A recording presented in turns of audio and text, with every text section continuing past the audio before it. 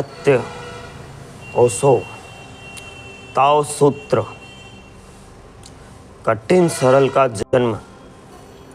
जो विरोधी हैं वो विपरीत हैं, वही संगी भी है वही साथी भी है।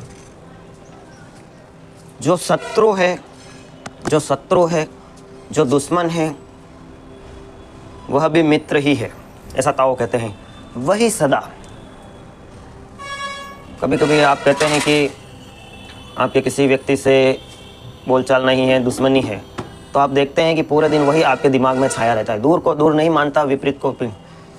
लाओत्से का कहना है कि सब दूरियां निकटता से तोली जाती है और सब निकटताएं दूरियों का ही छोटा रूप है। This video is sponsored bye Dwarkadhish electric and power tools. Thanks for subscribe ATYT and ज्ञान योगी शो चैनल। दूरियों का ही छोटा रूप है। उग्र रेखा खींचनी हो तो अंधेरी काली पृष्ठभूमि की जरूरत पड़ती है। सब्सक्राइब करके बेल आइकॉन जरूर दबाएं। इसलिए जो करता हूँ, सफ़ेद काले के विरोध में यह गलत कहना है, क्योंकि सफ़ेद को उबार कर दिखाने के लिए काले का ही उपयोग करना पड़ता है। जो कहते हैं कि सुबह रात को नष्ट कर देती है, वो भ्रांत है। सच तो यही है कि सुबह रात से जन्म पाती है। जिन चीज़ों को हम विरोध देखते हैं, ताओ कहते हैं, उन्हें संयोग में देखता है। पूरा गेस्टाल्ट देखने का ढंग लाओत्से का हमसे बिगु। हम जहाँ चीज़ों में तनाव देखते हैं, वहाँ लाओत्से आकर्षण देखता है। जहाँ हम देखते हैं सुस्पष्ट रूप से कि कोई हमें मिटाने का उपाय कर रहा है, वहाँ लाओत्से कहता है उसके बिना हम हो ही ना सकेंगे। हम मिटने का उपाय कर रहे हैं, वह जो हमें मिटाने का उपाय कर रहा है उसके बिना हम हो ही नहीं सकते। यह उदाहरण के लिए एक चीज़ मैं ले लेता हूँ। वह कहता है अगर दोनों होंगे तो एक के होने की कोई वजह ना रह जाएगी। जैसे आपको मैं समझाता हूँ, गणित में अगर सिक्के के पीछे हेड ना होगा तो टेल का क्या महत्व है? टेल होगा ही नहीं। गणित का उदाहरण वह ले रहा है। गणितज्ञ स्वीकार करते हैं कि अगर हम एक की संख्या को बचाना चाहते हैं तो हम दो के बाद की सारी संख्याएं बचानी पड़ेगी। अगर सिर होंगे तो पैर भी होंगे। अगर हम दो के बाद की सारी संख्याओं को मिटा डालें तो एक में कोई अर्थ न रह जाए। एक जो भी अर्थ है वह दो के कारण सोचें। हम अगर एक अकेला आंकड़ा हो हमारे पास तो उसमें क्या अर्थ? वाइट इज विल मीन, उसमें कोई भी अर्थ नहीं होता, वह अर्थहीन होगा। उससे जो अर्थ आता है वह तो 2, 3, 4, 9 तक फैला हुआ विस्तार है, उसी से आता है। वीडियो को गहराई से समझे। अगर हम एक के बाद एक सारी संख्याएं हटा दें तो एक अर्थहीन हो जाए। योगी कहता है 1 2 से अलग नहीं है, 2 का हिस्सा ही है। कहते हैं अगर हम ऊंचाई को हटा दें तो नीचाई क्या होगी? अगर हम पर्वत चित्रों को मिटा दें तो खाइयाँ कहाँ बचेंगे? कैसे बचेगी? यद्यपि खाइयाँ विपरीत मालूम पड़ती है। जैसे कि अगर सारे पहाड़ों को हटा दिया जाए, योगी कहते हैं, तो सारी खाइयाँ भी मिट जाएगी, पाताल को छूती हुई। ये कहते हैं खाइयाँ बनती है पर्वत के निकट, पर्वत के कारण। असल में खाई पर्वत के शिखर का दूसरा हिस्सा है, उसका ही दूसरा पहलू है। एक को हम मिटाएंगे दूसरा मिट जाएगा। अगर हम शिखर बचाना चाहते हैं तो खाइयाँ मिटाना चाहे तो शिखर ना बचेंगे। समझ रहे हैं आप? हम सदा ऐसा ही देखते हैं, खाई उल्टी है, शिखर उल्टा है। लाओ उससे कहता है खाई ही शिखर का आधार है, शिखर ही खाई का जन्मदाता है। वे दोनों संयुक्त थे, उन्हें अलग करने का उपाय नहीं है। लाओ से कहता है हम अलग ना कर सके उसे विपरीत क्यों करें? जिसे हम अलग ना कर सके उसे विपरीत क्यों करें? नेपोलियन का एक जन्मजात शत्रु मर गया। जन्मजात शत्रु मतलब दुश्मन। तो नेपोलियन की आंख से आंसू आ गए। उसके पास कोई मित्र बैठा था, उसने पूछा कि आपको तो प्रसन्न होना चाहिए, आपका जन्मजात शत्रु दुश्मन मर गया है। नेपोलियन ने कहा कि यह मैंने कभी सोचा ही नहीं था, आज मेरा जन्मजात शत्रु मर गया है। ऐसा लगता है कि मेरे अंदर थोड़ा खालीपन, मैं पूरा नहीं हो पा रहा हूँ। मैं पाता हूँ कि मेरा कुछ हिस्सा कम हो गया। अब वे वही कहना मालूम। नेपोलियन को यह प्रतीति है कि यह लाओत्से धारणा को स्पष्ट करेगी। नेपोलियन कहता है मेरे शत्रु के मर जाने के मुझ में कुछ मर गया है, उसके बिना मौजूदगी के अब कभी भी हो न सकेगा।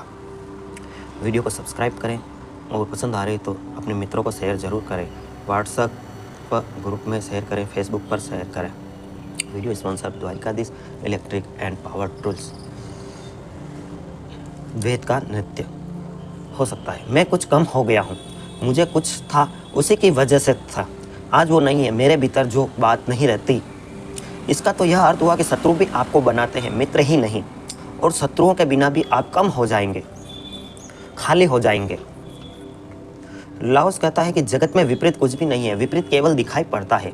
उदाहरण के लिए जैसे आपने कोई इलेक्ट्रिक की शॉप लगा रखी है और आपके इलेक्ट्रिक शॉप के आसपास और भी इलेक्ट्रिक की 2-4 दुकानें लग जाए, तो आप सोचोगे कि नहीं यार मेरी ग्राहकी कम हो जाएगी। कम नहीं होगी, आपकी ग्राहकी बढ़ जाएगी, क्योंकि वो पूरा एक मार्केट बन जाएगा इलेक्ट्रिक।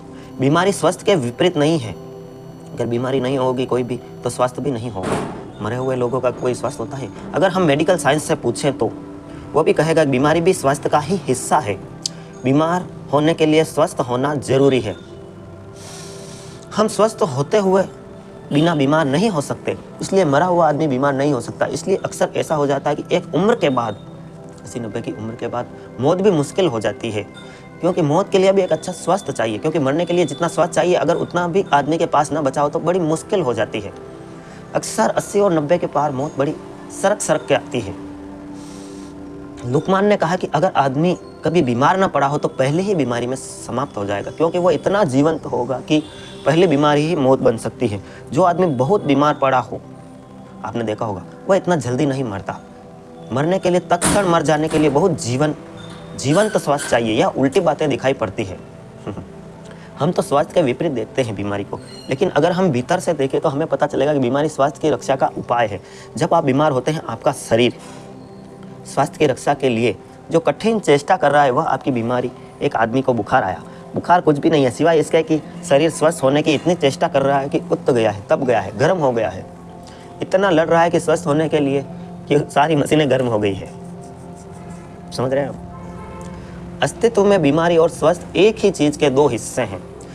जैसे हम कहते हैं कि आपको इलेक्ट्रिक भाषा में समझाऊं कि बेरिंग जाम होने से आपका फैन जल जाएगा। अब हम कह दें कि बेरिंग जाम होता है, बेरिंग को हटा दो। बेरिंग हटा दो तो पंखा बनेगा ही कैसे? पंखा चले, हवा ही कैसे देगा? जितना भी विरोध है, जितनी भी विपरीतताएं हैं, वह विपरीत नहीं है। लोग के हिसाब से कोई भी विपरीत नहीं है। अगर कोई आदमी सोचता है अपमानित में कभी ना हो, तो ध्यान रखे वह सम्मान का कभी ना पा सकेगा। अपमानित होने वाला व्यक्ति ही सम्मान का हकदार है, और जो सम्मान होता है वह बहुत तरह के अपमान से गुजर ही पाता है। लाओस कहता है कि अगर किसी को अपमानित ना होना हो तो एक काम करना चाहिए, सम्मानित होने की चेष्टा नहीं करनी चाहिए, फिर उसे कोई अपमानित ना कर सके। लाओ कहता है कि सदा मैं वहाँ बैठा रहता जहाँ मुझे कोई उठा नहीं सकता। मैं आखिरी जगह बैठा जहाँ लोग जूते उतारते हैं, वहाँ बैठा, क्योंकि अगर मुझे कोई उठा के फेंकता भी तो और ज़्यादा से ज़्यादा कहाँ फेंकने की जगह थी। मैं पहले ही बाहर था, कोई कभी अपमान कर ही नहीं सकता। मैंने कभी सम्मान चाहा ही नहीं, सम्मान चाहा कि अपमान आ जाएगा। अपमान की तैयारी ना हो तो सम्मान का कोई उपाय नहीं है। चाहे विरोध गिरने में डर हो जाए, उसे ऊंचे उठने की कोशिश करनी पड़ती है। जिसे लाओस कह रहा है कि जो विपरीत है वो हम बचाना चाहते हैं। हम भूल में पड़ेंगे तो हम कठिनाई में पड़ेंगे, या दोनों बच जाओ तो दोनों की तैयारी हो जाएगी। अस्तित्व, द्वैत, जिस अस्तित्व को हम जानते हैं, जहाँ हम जीतते हैं, वो हमारे मन का जगत है। द्वैत, यहाँ प्रत्येक चीज़ ऐसी संभाली गई है जैसे कि आर्किटेक्ट किसी दरवाजे पर आर्क बनाता है। असल में आर्किटेक्ट का काम ही आर्क बनाने से शुरू हुआ। दरवाजे पर जो आर्क होती है उसकी कला सिर्फ इतनी है कि हम उससे विपरीत ईंटें लगा देते हैं।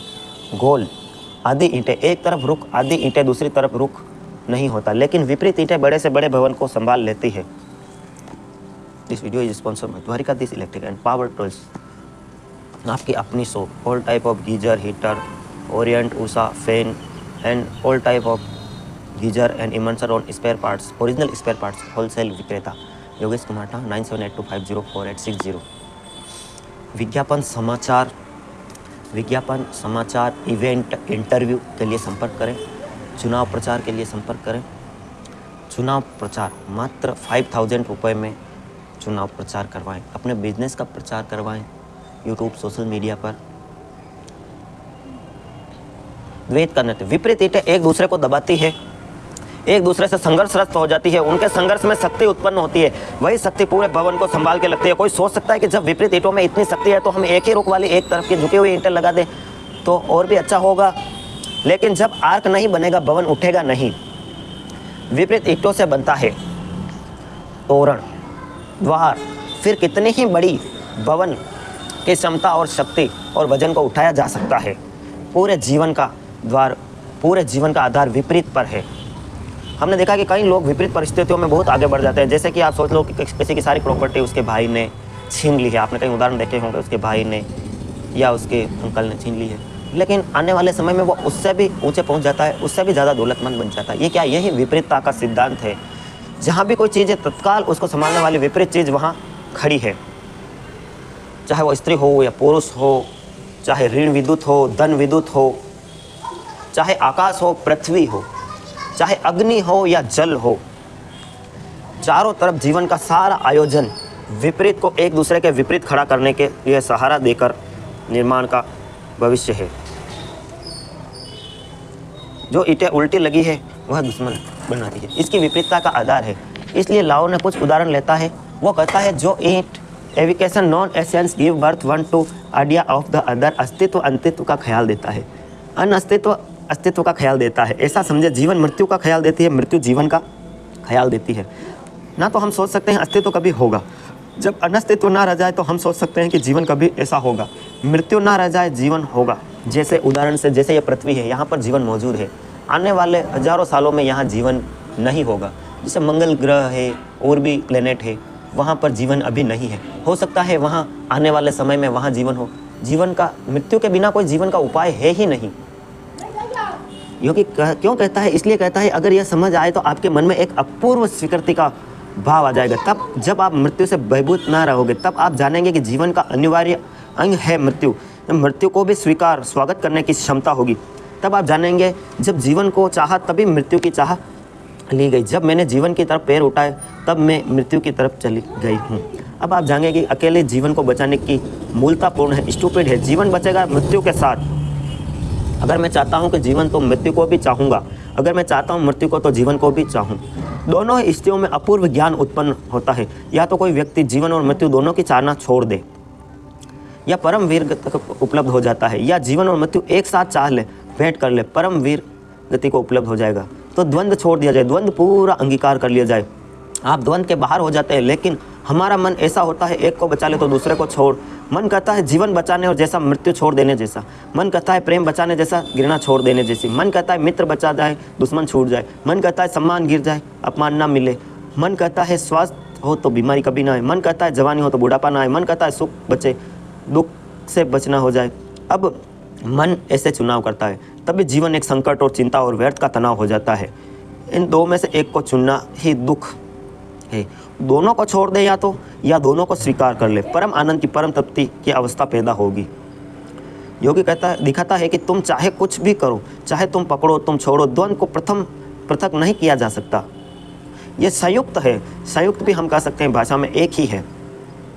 ये एक चीज़ के दो छोर हैं। ऐसे जैसे आदमी सोच ले कि श्वास में भीतर ले जाऊं और बाहर निकालूं ही ना, वह आदमी मरेगा। क्योंकि जिसे हम बाहर के श्वास कहते हैं, बाहर जाने वाली श्वास, वो अंदर जाने के लिए श्वास ही एक श्वास के दो नाम है। जैसे कि श्वास को आप अंदर ले जाते हैं, बाहर ले जाते हैं। आप कहते हैं कि मैं सिर्फ श्वास अंदर ही ले जाऊंगा। तो दोस्तों, आप हमारे चैनल को ज्वाइन भी कर सकते हैं और हमारे व्हाट्सअप चैनल से जुड़ने के लिए मात्र 99 वार्षिक चार्ज है हमारे व्हाट्सएप चैनल, ताकि सबसे पहले आपको मिलेगी हमारी यूट्यूब वीडियो। दोनों ही छोड़ दो या दोनों को बचा लो, एक को बचाने का एक को छोड़ने की सुविधा नहीं। लाओस कहते हैं यह सारे उदाहरण इसलिए लेता है कि वो कहता है कि अस्तित्व मिलकर एक दूसरे के भाव को जन्म देते हैं। वे संगी है, साथी है, शत्रु नहीं, एक दूसरे के विपरीत नहीं जोड़ा है। असल एक दूसरे के भाव की सृष्टि है। अगर कोई सरल होना चाहे तो चेष्टा करे कि साधु करते हैं सरल होने की चेष्टा, इसलिए साधु जितनी सरल होने की चेष्टा करता है उतनी जटिल और कॉम्प्लेक्स हो जाए।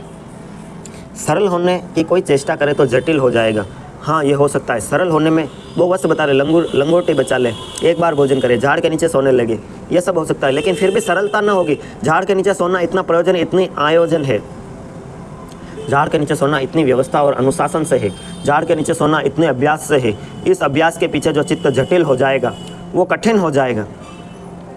सरलता का अर्थ यही है कि महल के भीतर जो व्यक्ति ऐसे ही हो वो झाड़ के नीचे हो जाएगा। हमें एक तरह की कठिनता दिखाई आसानी से पड़ जाए। अगर हम एक सम्राट को जो महलों के रहने का आदी है, कीमती वस्त्र जिसे पहनने को अचानक से लंगोटी लगाकर खड़ा कर देते हैं, उसे बड़ी कठिनाई होगी। लेकिन कभी आपने सोचा है कि लंगोटी लगाने के बाद झाड़ के नीचे बैठा रहा, उसे हम सिंहासन पर बिठाकर कीमती वस्त्र पहना दे तो कठिनाई कुछ कम होगी? उतनी ही कठिनाई होगी। ज़्यादा भी हो सकती है सिंहासन पर, ज़्यादा भी हो सकती है दोस्तों, क्योंकि महल में रहने के लिए विशेष अभ्यास नहीं करना पड़ता, झाड़ के नीचे रहने के लिए विशेष अभ्यास करना पड़ता है। सुंदर वस्त्र पहनने के लिए कोई आयोजन और साधना नहीं करनी पड़ती, निर्वस्त्र होने के लिए साधना और आयोजन करना पड़ता है। वो जो निर्वस्त्र खड़ा है उसे अगर अचानक हम वस्त्र दे दे तो हमारे वस्त्रों को बड़ी कष्ट पाएगा, वो कष्ट पाएगा उन वस्त्रों में, उसके भीतर कठिनाई होगी। डायोजनीज एक फकीर सुकरात से मिलने गया। डायोजनीज एक दार्शनिक था विदेशी। सुकरात बहुत सरल व्यक्ति था, वैसा ही सरल व्यक्ति जिसने सरलता को साधा नहीं, क्योंकि जिसने साधा वो जटिल हो गया। सरलता भी साध कर लाई जाए, कल्विटेन करनी है पड़ी, जटिल हो जाती है। सुकरात सरल व्यक्ति था, उसने सरलता को कभी साधा नहीं, उसने असरलता के विपरीत किसी सरलता को कभी पकड़ा नहीं था। डायोजनीज जटिल था, उसने सरलता को साधा था। वह अक्सर नग्न रहता था, अगर कभी कपड़े भी पहनता तो चीतों से जोड़कर पहनता था। अगर कभी नए कपड़े उसको कोई भेंट करता तो काट के टुकड़े करके पुनः जोड़ के फिर पहनता था। वह अगर कोई नए कपड़े भेंट करता तो पहले उसे गंदे करता था, मिट्टी में करता था, सन्नाता था, खराब करता था, फिर चितड़े बनाता था, फिर उन्हें जोड़ता था। सरलता का अभ्यासी था। सुकरात को मिलने आया। सुकरात ने उससे कहा, तुम्हें इन इतने सुंदर वस्त्रों में देखकर मुझे लगता है तुम कैसे साधु हो, कैसी तुम्हारी सरलता, तुम्हारी कैसी सरलता, तुम कैसे साधु हो। सुकरात हंसने लगा और उसने कहा, हो सकता है सरल मैं ना हूँ, मैं सरल नहीं हूँ, हो सकता है तुम जो करते हो वह ठीक हो भी सकता है। डायोजनीज नहीं समझ पाया कि सरल व्यक्ति का यह लक्षण व्यक्ति ने कहा कि तुम खुद ही स्वीकार करते हो, यह मैंने लोगों से कहा। सुकरात सरल आदमी नहीं, तुम खुद भी स्वीकार करते हो, मोहर लगाते हो मेरी बात पर। सुकरात ने कहा, तुम कहते हो इनकार करने का कोई कारण नहीं पाता, असरल ही हो जाऊंगा। डायोजनीज खिलखिला के हंसने लगे।